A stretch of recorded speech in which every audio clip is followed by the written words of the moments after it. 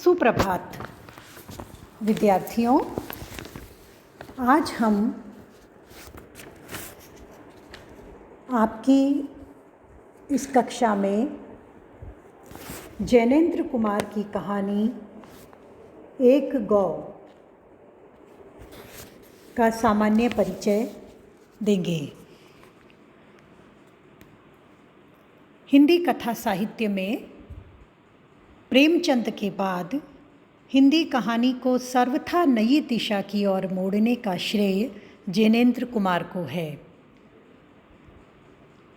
1905 में जन्मे जैनेंद्र की शिक्षा गुरुकुल परंपरा में हुई और काशी विश्वविद्यालय में भी उन्होंने शिक्षा प्राप्त की।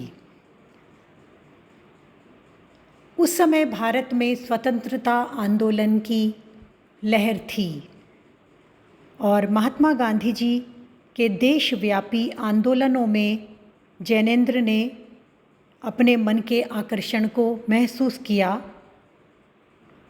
और वे सम्मिलित भी हुए। गांधीवादी दर्शन के रंग में रंगते चले गए। सत्य और अहिंसा जैसे सिद्धांत उनके व्यक्तित्व के अभिन्न अंग बन गए। जिस दर्शन का प्रभाव जैनेंद्र पर पड़ा वही उनके लेखन के धरातल की नींव भी बना। जैनेंद्र की कहानियों की पृष्ठभूमि भी बहुत कुछ इसी दर्शन द्वारा निर्मित होती चली गई। लेखन पर व्यक्तित्व का प्रभाव पड़ता है और व्यक्तित्व जिन घटकों से निर्मित होता है, जिस वातावरण में पोषित होता है, रचनाकार की रचना पर, उसके कृतित्व पर उसका सीधा प्रभाव पड़ता है। जैनेंद्र की कहानियों की सबसे बड़ी विशेषता है उनमें दर्शन और मनोविज्ञान का समावेश। प्रेमचंद ने कहानियों को अगर सामाजिक समस्याओं से जोड़ा तो जैनेंद्र ने कहानी को व्यक्ति की भावनाओं, अनुभूतियों के रूप में अभिव्यक्ति प्रदान की। यद्यपि सामाजिक समस्या हो तो भी अनुभूति ही प्रधान होती है और अनुभूति प्रधान हो तो भी कोई न कोई समस्या समाधान प्राप्त करती ही है।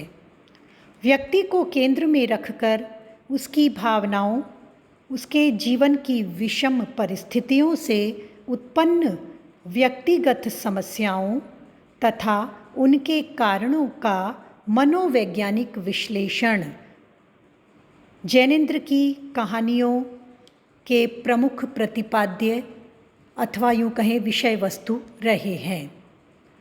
मन की जांच, कोई भी कार्य जब हम करते हैं तो कहा जाता है मनुष्य वहीं होता है जहां उसका मन होता है। मन का केंद्रीकरण जिस व्यक्ति, वस्तु, स्थान के धुरी के चारों ओर चक्कर लगाता है, मनुष्य के द्वारा सृजित होने वाली रचना या उसके द्वारा होने वाले कार्य व्यापार पर उसकी छाया पड़ती ही है। जैनेंद्र अपने पात्रों की छोटी छोटी सामान्य सी घटनाओं को कहानी का रूप प्रदान करते हैं। हम जिस जीवन को जीते हैं, सुबह से शाम तक एक दिन में ही कितने ही हजार विचारों से हमारा साक्षात्कार होता है। यथार्थ के धरातल पर हम बहुत काम नहीं कर पाते, पर वैचारिक धरातल पर, भावनाओं के धरातल पर न जाने कितनी फसलें प्रतिदिन उगती हैं, कटती हैं, भंडारित होती हैं। जैनेंद्र की कहानियों में इसी मन की गहरी पड़ताल दिखाई देती है। संवेदनाओं का धरातल इनकी कहानियों में बहुत मजबूत कहा जा सकता है। ऊपर से देखने में संवेदनशील पात्रों के जीवन की ये घटनाएं भले ही अत्यंत साधारण सी लगें, पर मानव मन पर, या यूँ कहें कि पाठक के मन पर इनका गहरा प्रभाव पड़ता है और उसके भी चरित्र सृजन में, विचार परिवर्तन में ये कहानियाँ मानो क्रांतिकारी भूमिका वहन करती हैं। सरल के आवरण में गंभीर बात कहने की प्रक्रिया में जैनेंद्र ने शिल्प और शैली के अनेक नए प्रयोग किए। शिल्प के विविध रूप जैनेंद्र की कहानियों में देखे जा सकते हैं, जैसे पत्रों के रूप में, आत्मकथा, संवाद, स्वगत कथन जिसे हम आत्मालाप भी कहते हैं, इत्यादि के रूप में। जैनेंद्र के नए नए प्रयोगों के कारण कहानी विधा की शिल्पगत संभावनाओं के नए आयाम भी खुलने लगे। महत्व इस बात का अधिक है कि उन्होंने कहानी को एक सहज, स्वाभाविक, पारदर्शी भाषा और भंगिमा प्रदान की। पात्रों के मनोविज्ञान, उनकी घरेलू बोलचाल, उनकी दैनंदिन गतिविधियाँ, इन सभी को जैनेंद्र की कहानियों में दृष्टा के रूप में कम, भोक्ता के रूप में अधिक स्थान मिला है। ये तो है हमारे कहानीकार जैनेंद्र जी का व्यक्तित्व और कृतित्व का सामान्य परिचय। अब हम लेते हैं हमारे पाठ्यक्रम में जो उनकी कहानी संकलित है, उसका शीर्षक है एक गौ, अर्थात एक गाय।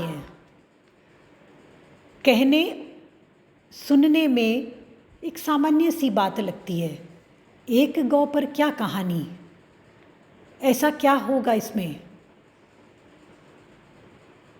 पहले ही बताया जा चुका है कि अपनी कहानियों में जैनेंद्र ने सामान्य सी घटना से दिखाई देने वाली घटना के माध्यम से एक विश्वव्यापी सिद्धांत को, आंदोलन को हमारे सामने रख दिया है।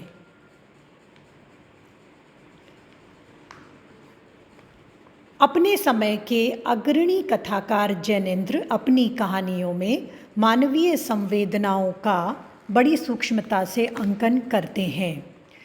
उनकी एक गौ कहानी इस तथ्य का एक महत्वपूर्ण प्रमाण है, क्योंकि इस कहानी का मुख्य पात्र कोई मनुष्य न होकर एक गाय है, जिसका चरित्र मानवीय संवेदनाओं से आपूरित है। जैनेंद्र इस कहानी के माध्यम से यह व्यक्त करना चाहते हैं कि मानवीय भावनाओं का संसार बहुत बड़ा और व्यापक है तथा उसकी परिधि में मनुष्य ही नहीं, पशु भी आ सकते हैं। हाँ, ये बहुत बड़ी बात है कि जैनेंद्र ने, जिसे हम पशु कहते हैं कि या इस भावना के साथ प्राकृतिक जगत में मानते हैं और गाय कहते हैं, एक चौपाए जीव के रूप में, और वही गाय हमारी संस्कृति में माँ के रूप में भी जानी जाती है। गाय को गौ माता के रूप में कहा जाता है। हमारे हृदय में भी उनके प्रति, गाय के प्रति विशेष सम्मान है। तो उस सम्मान की अभिव्यक्ति एक घटना के माध्यम से जैनेंद्र ने हमारे सामने प्रस्तुत की है। कहानी में हरियाणा के किसान हीरा सिंह और उसकी गाय सुंदरिया के प्रेम की मार्मिक कथा है। सुंदरिया गाय का नाम है और हीरा सिंह की गाय है। हीरा सिंह एक संपन्न किसान है किंतु समय का फेर या यूँ कहें काल का प्रवाह कि उसे अभावग्रस्तता घेर लेती है और उसके लिए अपने परिवार का पालन कठिन हो जाता है और स्थितियां ये बन पड़ती हैं कि हीरा सिंह दिल्ली आ जाता है और वहाँ एक सेठ की कोठी में चौकीदार की नौकरी करने लगता है।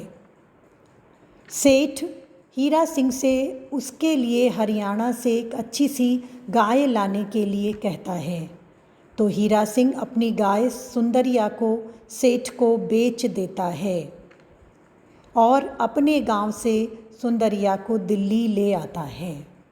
मुख्य घटना जिसकी जानकारी कहानी में दिए दे वो तो यही है, किंतु गाय को बेचने की भावना और उसके साथ हीरा सिंह के मन का जो अंतर्द्वंद्व है, उसकी जो तंग हाली और उसमें भी गाय के प्रति उसकी जो जुड़ी हुई मन की सम्मानपूर्ण अपनेपन की अपनत्व की जो भावनाएं हैं, एक बहुत बड़े धरातल पर मानवीय संवेदना को इस कहानी में उजागर करते हैं। सुंदरिया को अपने जीवन में ये हुआ बदलाव कि उसे हीरा सिंह के द्वारा दिल्ली के एक सेठ को बेच दिया जाना, यद्यपि वह मजबूरी में ऐसा करता है, किंतु यह बदलाव सुंदरिया को रास नहीं आता और यह उसकी अभिव्यक्ति भी कर देती है कि 14 से 15 किलो दूध देने वाली वो गाय 5 किलो दूध भी नहीं दे पाती। ऐसा लगने लगता है मानो वह जानबूझकर ऐसा कर रही है। सच तो यह है कि हीरा सिंह से बिछड़कर उसके दूध देने की शक्ति ही मानो तिरोहित हो गई है और इस पर उसका खुद का कोई जोर भी नहीं है। इसी संवाद में सुंदरिया हीरा सिंह से स्पष्ट कह देती है कि उसे तो हीरा सिंह का स्वामित्व ही चाहिए। गाय की इस आत्मीयता से हीरा सिंह विगलित हो जाता है और वह सेठ से अपनी गाय का दंड भरकर भी वापस लेने का निर्णय लेता है। यह कहानी मानवीय भावनात्मक रिश्तों की गहराई से अंकित करती है।